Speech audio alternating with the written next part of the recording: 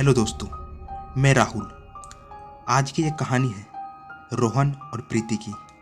ये दोनों candle night dinner के लिए एक खूबसूरत सा रेस्टोरेंट जाते हैं और दोनों खाना ऑर्डर करके कई देर तक बात करते हैं। ये काफ़ी देर बातें करने के बाद आखिरकार रेस्टोरेंट बंद करने का टाइम हो चुका था और वहाँ का मैनेजर कहता है, सर जल्दी से आप जो भी ऑर्डर करना है कर लो, क्योंकि अब हमारे रेस्टोरेंट बंद करने का टाइम हो रहा है। और उसके बाद वह दोनों खाना खाने के बाद वहाँ से अपने अपने घर की ओर चले जाते हैं। पर रोहन की उसी रात को एक खतरनाक एक्सीडेंट में मौत हो जाती है। मौत के बाद पुलिस इनकी बॉडी को कस्टडी में लेती है और उसके सारे दोस्त परिवार वाले वहाँ पहुँचते हैं। बॉडी में उनकी आंखें पूरी लाल थी, जबकि रोहन ने उस रात कोई शराब नहीं पी थी।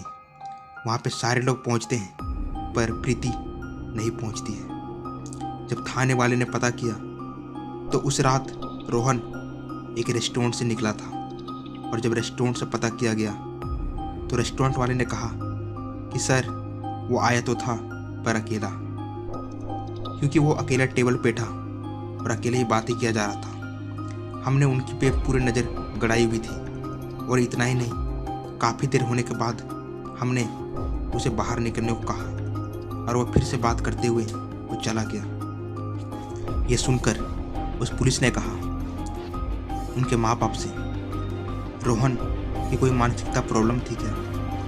उनके माँ बाप ने कहा कि सर ऐसी तो कोई बात नहीं थी हमारे लड़के में, पर हाँ कुछ दिनों से वह कुछ अलग ही व्यवहार कर रहा था। पुलिस वाले ने जोर से कहा, जैसे कैसे, किस प्रकार का व्यवहार?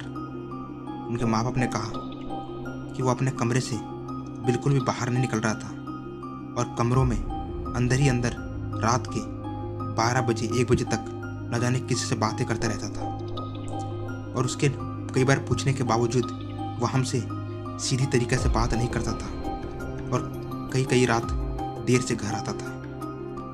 उसके दोस्त भी इस बारे में कुछ भी नहीं जानते थे, पर अब कहानी की एक अनसुलझी मोड़ आ चुकी थी कि वो प्रीति आखिर कौन थी। क्या रोहन की मौत की वजह वही थी? पर रोहन की आंख भी बुरी तरह से लाल थी और जिस तरह रेस्टोरेंट वाले ने कहा था कि रोहन अकेला ही रेस्टोरेंट आया और बात कर रहा था, ये बात किसी को हजम नहीं हो रही थी। पर इस बात की पूरी तहकीकात पुलिस वालों ने 1 महीने तक की, पर आखिर उनको कुछ भी हाथ नहीं लगा और आखिरकार उनका केस बंद हो जाता है। पर रोहन की ये मिस्ट्री हमारे इस चैनल में खुलने वाली है। तो आज की इस कहानी को शुरू करने से पहले अगर आप हमारे चैनल में पहली बार आए हो तो जल्दी इस चैनल को सब्सक्राइब कर दो और बेल आइकन ऑल कर दो, ताकि हर रात 8 बजे हमारी कहानी की आपके फ़ोन में दस्तक हो। तो शुरू करते हैं आज की एक और खौफनाक कहानी, एक खौफनाक मंजर जो दिल को दहला कर रख देगी। रोहन का कॉलेज उसके गांव से लगभग 20 किलोमीटर की दूरी पे था। जाने आने में लगभग 3 से 4 घंटे लग जाते थे और रोहन के पास उसका एक साइकिल था। रोहन अक्सर कॉलेज कभी कभार लेट हो जाया करता था और उस कारण उसे घर आने में भी लेट होती थी। उसका साइकिल काफ़ी ज़्यादा पुराना था, जिसका चेन बार बार उतर जाता था। फिर भी रोहन उसी साइकिल से एडजस्ट कर रहा था। उसका सपना था कि वह पढ़ाई करके एक अच्छा इंजीनियर बनेगा। रोहन के पिताजी अक्सर रोहन को कहा करते थे कि जिस रोड से तू आता है उस रोड में एक बड़ा सा एक पेड़ पड़ता है, जहाँ पे एक पुलिया है, तो वहाँ पे बिल्कुल मत रुकना। अगर मान ले बीच रास्ते में तेरे साइकिल का चेन उतर भी जाता है तो आगे जाके चढ़ाना, वहाँ पे रुक के चेन को ठीक करने की कोशिश बिल्कुल मत करना। रोहन हमेशा पूछता था कि ऐसी क्या बात है उस पुलिया के पास। कहता था बस तुम वहाँ पे मत रुकना, और रोहन इस बात का हमेशा ध्यान रखता था। पर एक दिन अचानक रोहन की साइकिल शाम को 6:30 बजे उसी पुलिया पे ख़राब होती है। रोहन उतर जाता है और उतर के उसको ठीक करने लगता है। तभी उसको एक बात आती है, जो बात उसके पिताजी ने कहा था। पर रोहन कहता है, अरे इसमें क्या है, मुझे जल्दी से घर जाना है, अंधेरा भी हो रहा है। और वो चेन ठीक कर रहा होता है, पर धीरे धीरे साइकिल और बिगड़ ही रहा होता है। अब वो ठीक होने की हालत में बिल्कुल नहीं था। और साथ ही साथ रोहन देखता है कि उसके आगे के साइकिल के टायर में हवा भी कम है। रोहन को समझ आ गया कि मुझे पैदल ही घर जाना होगा, लगभग 2 किलोमीटर पैदल, और तब जाकर ये साइकिल गांव में ही ठीक करवाऊंगा। और वहाँ से निकल ही रहा होता है तो देखता है कि पुलिया पे एक लड़की बैठी होती है, और ये होती है वही प्रीति। रोहन शुरू में उससे बातें नहीं करता और वह चल ही जा रहा होता है, पर न जाने क्यों वो सोचता है कि अकेले ही क्या कर रही है।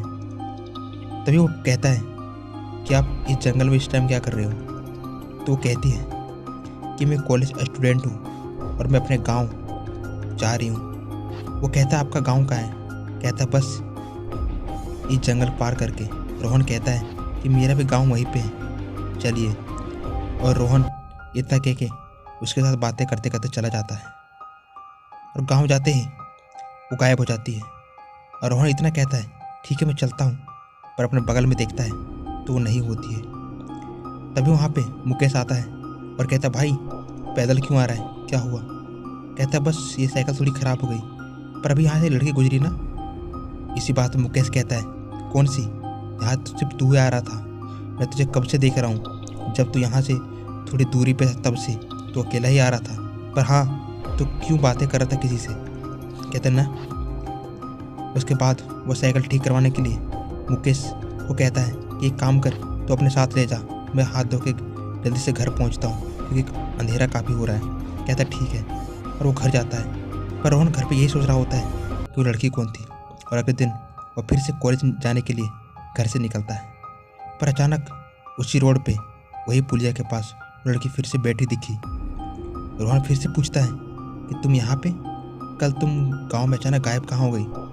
वो कहती है, कहीं और नहीं, बस तुमने ध्यान भटका दिया था और मैं वहाँ से, मेरे घर सामने ही था, मैं चली गई। कहते ठीक है, अब यहाँ पे क्या कर रही हो? कहती है कि मैं शहर जा रही हूँ। कहते क्यों? कहते बस मुझे कुछ काम है।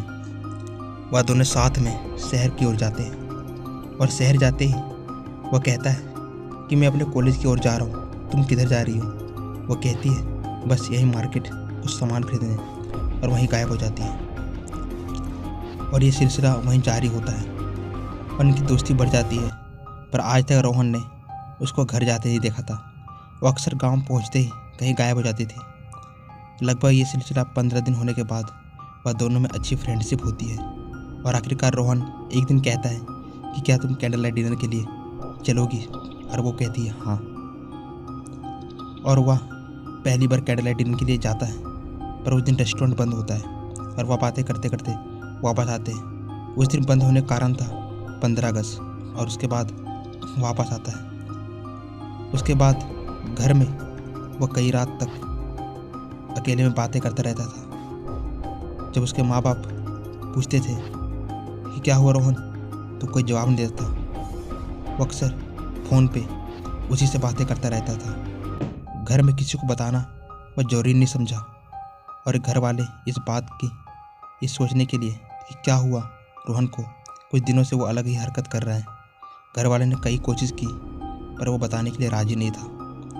और एक दिन रोहन अक्सर जिस टाइम पे निकलता था, वो कॉलेज के लिए निकला और घर नहीं लौटा।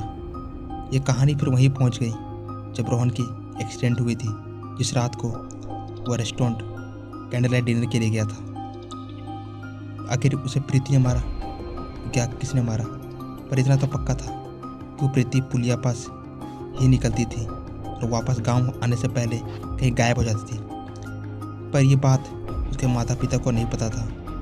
पर यह बात एक्सीडेंट होने के बाद मुकेश बताता है कि रोहन अक्सर एक लड़की की बातें करता था। एक गांव से जब गांव पहुंचता था, मैंने कई बार उससे पूछा कि कहाँ वो मिलती है, तो उसने कहा पुलिया पे। और रोहन के पिताजी ये सुनकर चौंक गया, क्योंकि रोहन को उसके पिताजी ने मना किया था पुलिया पर रुकने के लिए, क्योंकि पुलिया पर कुछ ऐसा था। ये कहानी इतना पक्का था कि रोहन उसके जाल में फंस चुका था और वो लड़की जो गई थी उसके साथ रेस्टोरेंट वो कोई इंसान नहीं थी, कुछ और ही थी। पर क्या था सच्चाई? क्या रोहन का पिताजी ये बात अच्छे तरीके से जानता था? और जानता था तो पहले से रोहन को ये सारी बातें क्यों नहीं बताई? अब रोहन के पिताजी, तो अब क्या करेंगे रोहन के पिताजी?